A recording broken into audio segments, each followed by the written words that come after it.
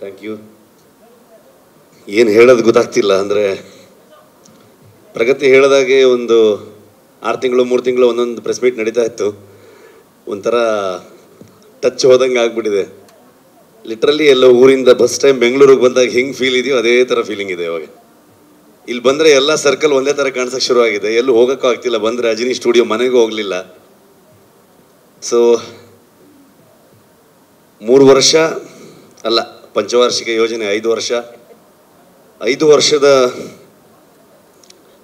ಜರ್ನಿಲಿ literally thanks ಹೇಳೋಕ್ಕೆ ಶುರು ಮಾಡಿದ್ರೆ ಅದಕ್ಕೆ ಕೆಲವಷ್ಟು ದಿನ ಬೇಕು ಅಂತ ಅನ್ಕೊಳ್ತೀನಿ ನಾನು. ಅಂಥ ದೊಡ್ಡ ಜರ್ನಿ. ಮೋಸ್ಟ್ಲಿ ಈ ಸಿನಿಮಾ ಕಂಪ್ಲೀಟ್ ಮಾಡೋಕ್ಕೆ ಆಗ್ತಿರಲಿಲ್ಲ. ಅಷ್ಟೊಂದು ಅಡೆತಡೆಗಳು ನನಗೆ ತುಂಬ ಸ್ಟ್ರೆಂತ್ ಆಗಿ ನನ್ನನ್ನು ಹಿಂದೆ ಮೋಸ್ಟ್ಲಿ ಒಂದು ಎಕ್ಸಾಂಪಲ್ ಒಂದಷ್ಟು ಶೀಟ್ ಇರುತ್ತಲ್ವ, ಎಕ್ಸ್ಟ್ರಾ ಶೀಟ್ಗಳಿತ್ತಲ್ಲ, ಆ ಶೀಟಲ್ಲೆಲ್ಲ ಬರ್ಕೊಂಡ್ರೂ ಸಾಲಲ್ಲ ಅನಿಸುತ್ತೆ. ಅಷ್ಟು ಹರಕೆ ಹೊತ್ತಿರ್ಬೋದು ಮೋಸ್ಟ್ಲಿ ಪ್ರಗತಿ. ಅಷ್ಟು ನನಗೆ ಎವ್ರಿ ಡೇ ನಾನು ಶೂಟಿಂಗ್ ಹೊರಟ್ರೆ ಇಲ್ಲಿ ಕೂತ್ಕೊಂಡು ಪ್ರೇ ಮಾಡ್ತಾ ಇದ್ಲು ಅವಳು. ಸೊ ಸ್ಪಾಟಲ್ಲಿದ್ರೂ ಅದೇನೆ. ಕೆಲವು ಸಲ ರಿಸ್ಕಿ ಸೀಕ್ವೆನ್ಸ್ ಇದ್ದರೆ ಅವಳಿಗೆ ಏನಾದರೂ ಮಾಡಿ ಯಾಮಾರಿಸಿ ಬರೋಕ್ಕೆ ಬಿಡ್ತಿರ್ಲಿಲ್ಲ. ಇಲ್ಲ ನೀನು ಸ್ವಲ್ಪ ಲೇಟಾಗಿ ಬಾ ಹಂಗೆ ಅಂತ ಅಂದ್ಕೊಂಡು, ಬಿಕಾಸ್ ಅಲ್ಲಿ ನೋಡಿ ಇನ್ನಿಷ್ಟು ಟೆನ್ಷನ್ ಆಗ್ತಾಳೆ ಅಂತ ಎಷ್ಟೋ ದಿನಗಳು. ಸೊ ಈ ಬೆಂಗಳೂರಿಗೆ ಬಂದೆ ನಾನು ಇವಾಗ ಒಂದು 15 ದಿವಸ ಈಚೆಗೆ ಬಂದಿದ್ದು. ಅಲ್ಲಿವರೆಗೆ ಬೇರೆ ಬೇರೆ ಕುಂದಾಪುರದಲ್ಲೇ ಪೋಸ್ಟ್ ಪ್ರೊಡಕ್ಷನ್ ಮಾಡ್ತಾ ಇದ್ವಿ. ಬಂದ ಮೇಲೆ ಸುಮಾರು ಕೆಲವೊಂದಷ್ಟು ಜನರು ಗೊತ್ತಾಯಿತು. ಫೋನ್ ಮಾಡಿ ಹೇಗಿದ್ದೀರಾ ಅಂತ ಕೇಳಿದ್ರು. ಅದೊಂದು ಮಾತ್ರ ಕೇಳಬೇಡಿ ಅಂತಂದೆ ನಾನು. ಇನ್ನೊಂದು ಸಲ ಹೇಗಿದ್ದೀರಾ ಕೇಳಿದ್ರೆ ಹತ್ತೆ ಬಿಡ್ತೀವಿ ಸೀದಾ ಅಂತ. ಸೊ ಆ ಥರದ ಒಂದು ಇಮೋಷ್ನಲ್ ಜರ್ನಿನೂ ಕೂಡ ಹೌದು ನಮಗೆ. ಎಲ್ಲರೂ ಹೇಳ್ತಾ ಇದ್ರು, ನಿಮ್ಮಿಂದ ಹಿಡಿದು ಇಲ್ಲಿ ಪ್ರತಿಯೊಬ್ಬರು ನನ್ನ ಹೆಸರನ್ನು ಹೇಳ್ತಾ ಇದ್ರು, ನನ್ನಿಂದ ಅಂತ ಹೇಳ್ತಾ ಇದ್ರು. ಖಂಡಿತವಾಗ್ಲೂ ಅಲ್ಲ. ಇದು ಇಡೀ ತಂಡ ನನಗೆ ಲಿಟ್ರಲಿ ಶೋಲ್ಡರ್ ಆಗಿ, ಪಿಲ್ಲರ್ಸ್ಗಳಾಗಿ. ನನ್ನ ಮಕ್ಕಳನ್ನ ನೋಡೋಕ್ಕೂ ನನ್ನ ಹತ್ರ ಟೈಮ್ ಇಲ್ಲ, ಅವರು ಸ್ಕೂಲ್ಗೆ ಹೋಗೋದು ನೋಡೋದಕ್ಕೂ ಟೈಮ್ ಇಲ್ಲ. 5 ವರ್ಷದಿಂದ ಸಿನಿಮಾ ಮಾಡ್ತಾನೇ ಇದ್ದೀನಿ. ಆ ಎಲ್ಲ ಜವಾಬ್ದಾರಿಯನ್ನು ಲಿಟ್ರಲಿ ನನ್ನ ಹಿಂದೆ ಒಂದು ಶಕ್ತಿಯಾಗಿ ಪ್ರಗತಿ ನೋಡ್ಕೊಂಡು ಹೋಗ್ತಾ ಇದ್ಲು. ಈ ಕಡೆ ಸ್ಪಾಟಿಗೂ ಬರ್ತಾ ಇದ್ಲು, ಕೆಲಸನೂ ಮಾಡ್ತಾ ಇದ್ಲು. ನನ್ನ ರೈಟರ್ಸ್ಗಳು ಅವ್ರ ಫ್ಯಾಮಿಲಿ ಎಲ್ಲವನ್ನ ಬಿಟ್ಟು ಬಂದು ನನ್ನ ಜೊತೆಗೆ 5 ವರ್ಷದಿಂದ ತಿರುಗ್ತಾನೆ ಇದ್ದಾರೆ. ನನ್ನ DOP ಇವತ್ತು ಅವನು, ನಾನು ಇಲ್ಲಿದ್ದೀನಿ ಅಂತಂದರೆ ಅದಕ್ಕೆ ರೀಸನ್ ಇವತ್ತು ಅವನು ಎಲ್ಲೋ ಕೆಲಸ ಮಾಡ್ತಾ ಇದ್ದಾನೆ. ಹಾಗಾಗಿ ಅವನ್ನ ಲಿಟ್ರಲಿ ನನ್ನ ಒಂದು ಶೋಲ್ಡರ್ ಅವನು. ಇವರೆಲ್ಲರೂ ಪಿಲ್ಲರ್ಸ್ಗಳೇ. ವಿನೀಶ್ ಬೆಂಗ್ಲಾನ್ ಅಂತ ಈ ಸಿನಿಮಾದ ಪ್ರೊಡಕ್ಷನ್ ಡಿಸೈನರು. ಇವತ್ತು ಧರಣಿ ಇದ್ದಾನೆ. ನಮ್ಮ ಇಡೀ ತಂಡ ತುಂಬ ದೊಡ್ಡ ತಂಡ ಅದು. ನನ್ನ ಡೈರೆಕ್ಷನ್ ಟೀಮು, ಆರ್ಟಿಸ್ಟ್ಗಳಾಗ್ಬೋದು, ಊರವರಿಂದ ಹಿಡ್ಕೊಂಡು ಮುದೂರು ಆಗ್ಬೋದು, ಕೆರಾಡಿ ಆಗ್ಬೋದು, ಕುಂದಾಪುರ ಆಗ್ಬೋದು, ಆ ಸುತ್ತಮುತ್ತ ಎಲ್ಲ ಪ್ರದೇಶ, ಫಾರೆಸ್ಟ್ ಡಿಪಾರ್ಟ್ಮೆಂಟ್ ಅವರು, ಯಾರಿಗೆಲ್ಲ ಥ್ಯಾಂಕ್ಸ್ ಹೇಳೋದು, ಯಾರಿಗೆಲ್ಲ ಬಿಡೋದು. ಫಾರೆಸ್ಟ್ ಮಿನಿಸ್ಟ್ರಿಂದ ಹಿಡಿದು ಪ್ರತಿಯೊಬ್ಬರು ನಮಗೆ ಹೆಲ್ಪ್ ಮಾಡಿದವ್ರೆ. ಅವರೆಲ್ಲರ ಕಾಂಟ್ರಿಬ್ಯೂಷನಿಂದ ಇವತ್ತು ಈ ಸಿನಿಮಾ ಮೂಡ್ ಬಂದಿದೆ. ಖಂಡಿತವಾಗ್ಲೂ ನಾನೊಬ್ಬನಿಂದಲ್ಲ. ಒಬ್ಬ ಒಂದು ಕಥೆಯನ್ನು ತೊಗೊಂಡು ಬಂದಾಗ, ಒಂದು ಯೋಚನೆಯನ್ನು ತೊಗೊಂಡು ಬಂದಾಗ ಅದನ್ನು ಹೇಗೆಲ್ಲ ಚಂದ ಕಾಣಿಸ್ಬೋದು.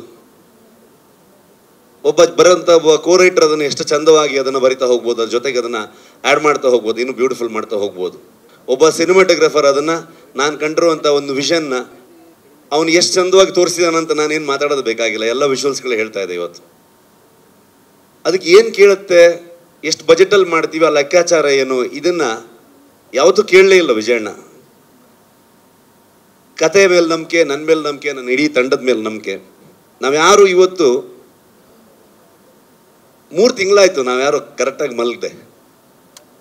ಅಂದರೆ 1 hour 2 hours. ಸುಮಾರು ಜನ ಡೈರೆಕ್ಷನ್ ಟೀಮ್ ಅವ್ರು ಆಗ್ಬೋದು, DOP ಆಗ್ಬೋದು, 38 hours 48 hours ಹಿಂಗೆ ಹೋಗ್ತಾ ಇದೆ ಕೆಲಸಗಳು.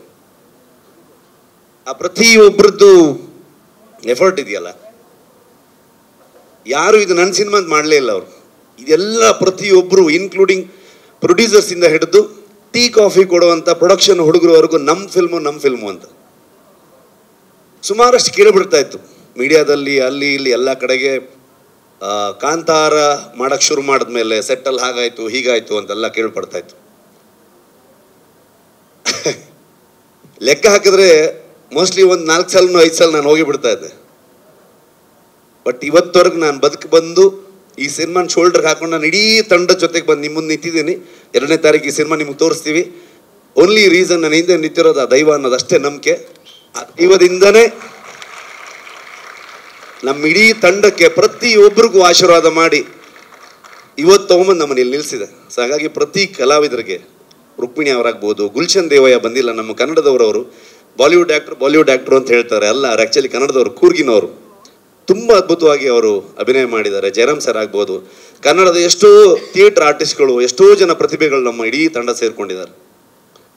ಒಂದು ದಿವಸ ಸುಮ್ಮನೆ ಯೋಚನೆ ಮಾಡ್ತಾ ಇದ್ವಿ ನಾವು, ಕೊನೆಯ ಚಿತ್ರೀಕರಣ ಮುಗಿಯೋ ಹಂತದಲ್ಲಿ ಎಲ್ರಿಗೂ ಒಂದು ಅದ್ಭುತವಾಗಿ ಊಟ ಹಾಕಿದ್ರು ವಿಜಯಣ್ಣ ಕುಂದಾಪುರಕ್ಕೆ ಬಂದು.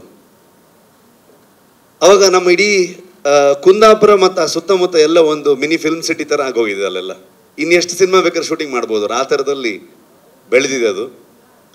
ಅವಾಗ ನಾನು ಲೆಕ್ಕ ಹಾಕ್ತಾ ಇದ್ದೆ. ಅಂದರೆ ನಾರ್ಮಲಿ ನಾವು ದೇವಸ್ಥಾನದಲ್ಲಿ ಹೋಗಿ ಸೇವೆ ಕೊಡ್ತೀವಿ, ಅನ್ನ ಸಂತರ್ಪಣೆ ಕೊಡ್ತೀವಿ, ಇನ್ನು ಯಾವುದೋ ಒಂದು ಹುಟ್ಟುಹಬ್ಬದ ದಿವಸ ಒಂದಷ್ಟು ಆಶ್ರಮಗಳಿಗೆ ಅಥವಾ ಬೇರೆ ಬೇರೆ ಜಾಗದಲ್ಲಿ ಒಂದು ಸೇವೆಯನ್ನು ಕೊಡುವಂಥದ್ದು, ಒಂದು ಒಳ್ಳೆ ಒಂದು ವೈಬ್ಗೋಸ್ಕರ, ಒಂದು ಆಶೀರ್ವಾದಕ್ಕೋಸ್ಕರ ಅಂತ ಲೆಕ್ಕ ಹಾಕಿ ನೋಡಿದಾಗ 3 ವರ್ಷದಲ್ಲಿ ಒಂದು ನಮ್ಮದು ಎಲ್ಲ ದಿನಗೂಲಿ ಲೆಕ್ಕನೇ. ಒಂದು ಲೆಕ್ಕಕ್ಕೆ ನೋಡೋಕೆ ಹೋದರೆ ಅದನ್ನು ಲೆಕ್ಕ ಮಾಡಿದ್ರೆ, ಒಂದು ಮ್ಯಾನರ್ಸ್ ಅಂತ ಲೆಕ್ಕ ಮಾಡಿದ್ರೆ ಲಿಟ್ರಲಿ ಒಂದು 4ರಿಂದ 4.5 ಲಕ್ಷ ಮ್ಯಾನರ್ಸ್ಗೆ ಊಟ ಹಾಕಿದ್ದಾರೆ ಹೊಂಬಾಳೆ ಸಂಸ್ಥೆ ಈ ಸಿನಿಮಾದಿಂದ. ಸಿನಿಮಾದ ಕಲೆಕ್ಷನ್ ಬಗ್ಗೆ ಮಾತಾಡ್ತೀವಿ ನಾವು, ಅಥವಾ ಆ ಸಿನಿಮಾ ಏನು ರೆಕಾರ್ಡ್ ಮಾಡ್ತು, ಎಷ್ಟು ಚೆನ್ನಾಗಿ ಬಂದಿದೆ ಎಲ್ಲೋ ಹೇಳ್ತೀವಿ. ಆದರೆ ಸಿನಿಮಾ ಒಂದು ಊರಿಗೆ ಬಂದಾಗ ಇಡೀ ಊರಿಗೆ ಅದು ಎಷ್ಟು ಚಂದದಲ್ಲಿ ಉದ್ಯೋಗವನ್ನು ಸೃಷ್ಟಿ ಮಾಡುತ್ತೆ. ಅದ್ರ ಜೊತೆಗೆ ಎಲ್ಲರೂ ನಮ್ಗೆ ಕೊಡುವಂಥ ಆಶೀರ್ವಾದ ಇದೆಯಲ್ವ, ಎಲ್ಲವೂ ನನಗೆ ಅದು ಹೇಳೋದಕ್ಕೆ ಪದಗಳೇ ಇಲ್ಲ. ಅದು ಅಂಥ ಒಂದು ಕೆಲಸ. ಹಾಗಾಗಿ ಕಾಂತಾರ ಶುರು ಮಾಡಿದಾಗ ಸಿನಿಮಾ ಅಲ್ಲಿಂದ ಅದೊಂದು ಇಮೋಷ್ನಲ್ ಜರ್ನಿ ಆಗ್ತಾ ಹೋಯಿತು, ಪರ್ಸ್ನಲ್ ಜರ್ನಿ ಆಗ್ತಾ ಹೋಯಿತು. ತುಂಬ ದೊಡ್ಡ ತಂಡವಾಗಿ ಬೆಳೆದಿದೆ. ಸಾವಿರಾರು ಜನರು ಇವತ್ತು ಕೆಲಸ ಮಾಡಿದ್ದಾರೆ ಸಿನಿಮಾಗೆ. ನಿಮ್ಮ ಪ್ರತಿಯೊಬ್ಬರಿಗೂ ನಾನು ಥ್ಯಾಂಕ್ಸ್ ಹೇಳೋದಕ್ಕೆ ಇಷ್ಟಪಡ್ತೀನಿ.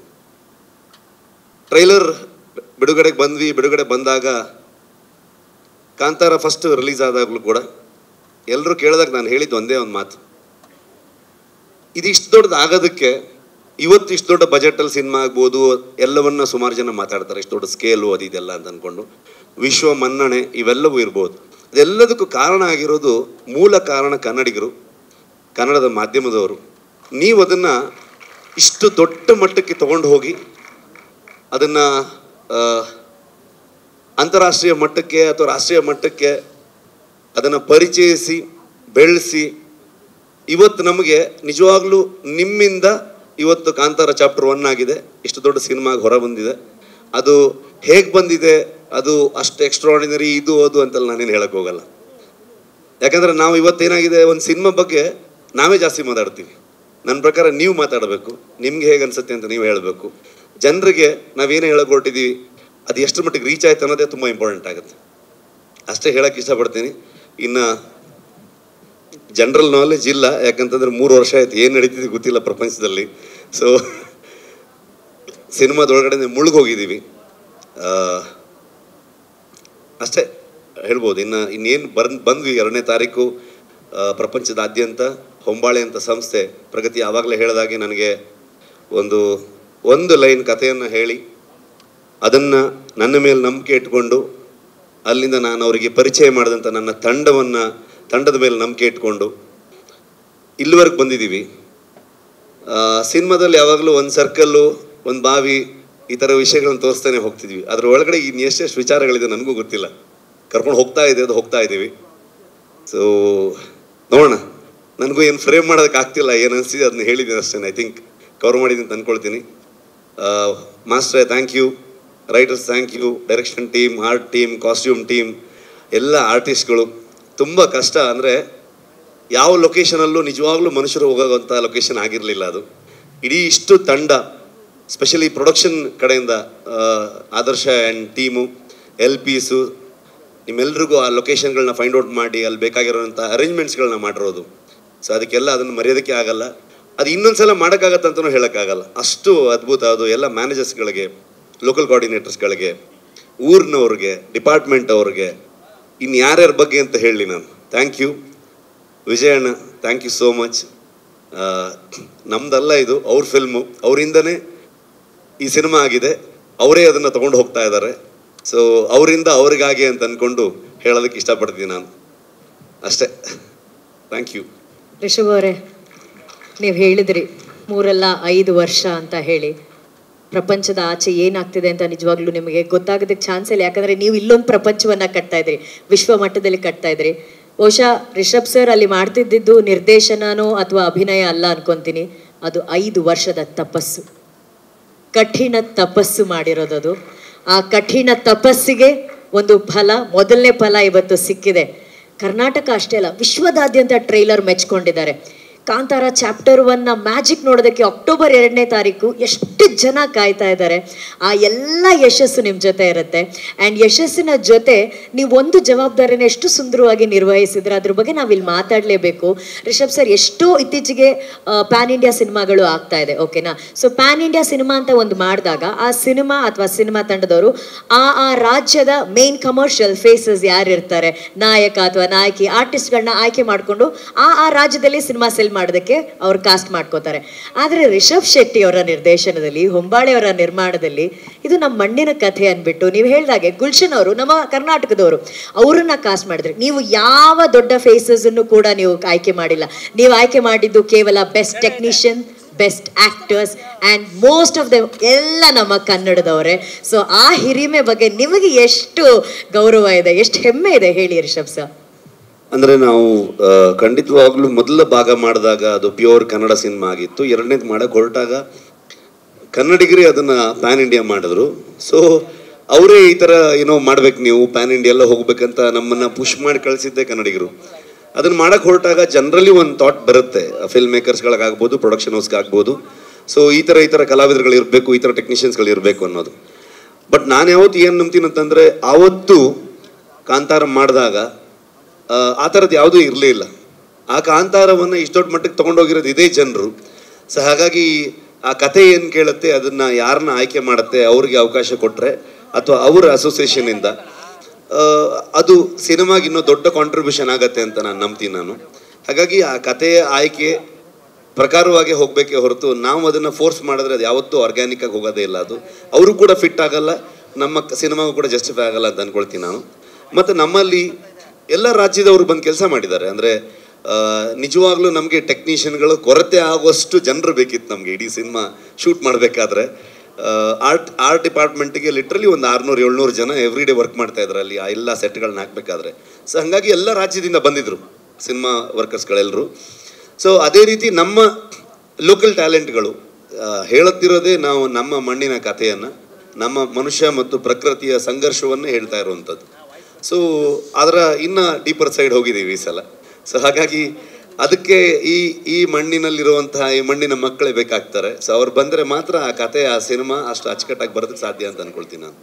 And final question Rishab sir, ನೀವು ಹೇಳಿದ್ರಿ ಮಾತಾಡ್ಬೇಕಾದ್ರೆ ಇವತ್ತು ನನ್ನಿಂದ ಹಿಡಿದು ಪ್ರಗತಿ ಎಲ್ಲರೂ ರಿಷಬ್ ಅವರು ಅಂತ ಹೇಳ್ತಿದ್ರು. ಈ ವೇದಿಕೆಯಲ್ಲಿ ನಿಂತಿರುವಂಥ ಕಾಂತಾರದ ನಿರ್ದೇಶಕರಾದಂಥ ರಿಷಬ್ ಶೆಟ್ಟಿಗೆ 5 ವರ್ಷ ತಪಸ್ ಮಾಡಿದಂಥ ನಿಮ್ಮೊಳಗಿರುವಂಥ ರಿಷಬ್ ಬಗ್ಗೆ ಏನು ಹೇಳಕ್ಕೆ ಇಷ್ಟಪಡ್ತೀರಾ? ನನಗೇನು ಮಾತೇ ಇಲ್ಲ. ಅಂದರೆ ನಾನು ಬರ್ತಾ ಪ್ರಗತಿ ಹತ್ರ ಮಾತಾಡ್ತಿದ್ದೆ, ನನಗೇನು ಆಡಿಯೋ ಬರ್ತಾ ಇಲ್ವಾ? ಇವಾಗ ಕೇಳಿಸ್ತಾ ಇದೆಯಾ? ಒಳಗಡೆಗೆ ಅಷ್ಟಿಲ್ಲ ವಾಯ್ಸು. ಹಳೆ ರಿಷಬ್ ಶೆಟ್ಟಿ ಅಲ್ಲ ಇವಾಗ ನಾನು. ಸೊ ಬರ್ತಾ ಪ್ರಗತಿ ಹತ್ರ ಮಾತಾಡ್ತಾ ಇದ್ದೆ ನಾನು. ಅಂದರೆ ಏನು ಹೇಳಬೇಕು ಗೊತ್ತಾಗ್ತಿಲ್ಲ ನನಗೆ, ಪದಗಳೇ ಇಲ್ಲ ಅಂತ ಅಂದ್ಕೊಂಡು. ಎಲ್ಲ ನಿಮ್ಮಿಂದ. Thank you so much. And Pragati, thank you so much. I think ತುಂಬ ಪವರ್ಫುಲ್ಲಾಗಿ, ತುಂಬ ಸ್ಟ್ರಾಂಗ್ ಆಗಿ ಇರ್ತೀನಿ ನಾನು. ಬಟ್ ಈ ಸಲ ಆಗಲಿಲ್ಲ ನನ್ನ ಕೈಲಿ. ಸೊ ನಿಮ್ದೆಲ್ಲ, ನೀನು, ಅರವಿಂದ, ಅನಿ, ಗುರು, ನನ್ನ ಇಡೀ ಟೀಮು, ವಿಜಯಣ್ಣ, ಯಾವಾಗಲೂ ನನಗೆ ಲಿಟ್ರಲಿ ಒಂದು ಅಣ್ಣನ ಥರ ಆರಾಮಾಗಿ ಹೋಗಿ ಆಗತ್ತೆ ಅಷ್ಟು ವಿಚಾರಗಳಿತ್ತು ನಮಗೆ. ಸೊ ಹಾಗಾಗಿ ಪದಗಳಿಲ್ಲ. ಇನ್ನು ಜಾಸ್ತಿ ಕೇಳಿಬಿಟ್ರೆ ಮತ್ತೆ ಬೇರೆ ಥರ ಆಗುತ್ತೆ. Thank you so much. ಕಳೆದ ಬಾರಿ ಸಿನಿಮಾ ಸ್ಟಾರ್ಟಿಂಗ್ ಬಂದಾಗ ನಾನು ಹೇಳಿದ್ದೀನಿ, ನೀವೆಲ್ಲ ಹೆಮ್ಮೆ ಪಡುವಂಥ ಸಿನಿಮಾ ಆಗುತ್ತೆ ಅಂತ, ಕಾಂತಾರ 1ಗೆ. ಐ ಥಿಂಕ್ ಇದು ನೀವು ನಮ್ಗೆ ಮತ್ತೆ ಬೆನ್ನು ತಟ್ತೀರಾ, ನಮ್ಮನ್ನು ಪ್ರೌಡಾಗಿ ನೋಡ್ತೀರಾ ನೀವು ಅಂತ ನಂಬಿದ್ದೀನಿ ನಾನು. ಅಷ್ಟು ಹೇಳ್ಬೋದು ನಾನು. Thank you so much.